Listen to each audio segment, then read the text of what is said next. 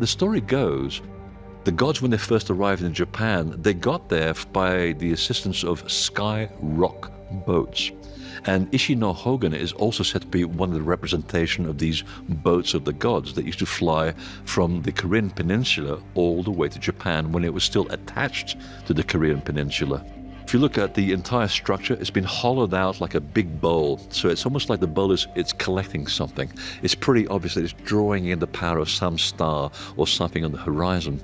A date? Well, the best example that I've been able to come up with so far is that exactly on the winter solstice of 8,600 BC, the sun rises exactly facing that stone, which is a very momentous occasion because it is exactly the same moment around the face of the earth where humans suddenly, mysteriously discovered civilization thanks to a group of gods that show up in groups of 7, led by a charismatic leader at strategic locations all around the world. So the dating of the alignment of this stone relative to archaeological discoveries of the sudden discovery of civilization around the world actually matches and overlaps mythology at the same time.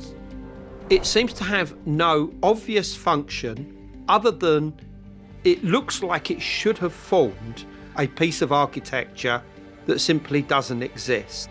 And the importance about these stones and several others in Japan is that they are many thousands of years old.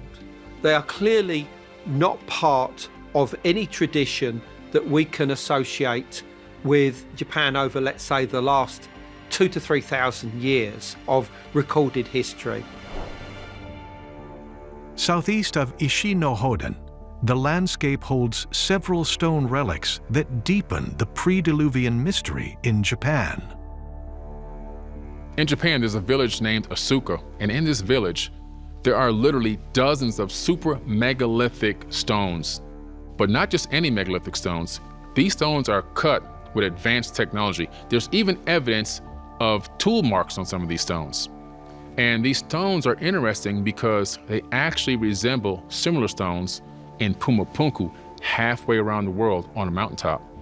The inlays, the cuts, the smoothness of some of the interior of some of these cuts, it really matches the same cuts at Pumapunku. One of the other amazing pieces of stonework in Japan is near Osaka. Now this is what's called the rock ship. It's a very strange, anomalous, artistic, almost abstract piece of stone art. It's a multi-ton block and it's got grooves carved out of it. It almost looks like some kind of spaceship or UFO has kind of landed there.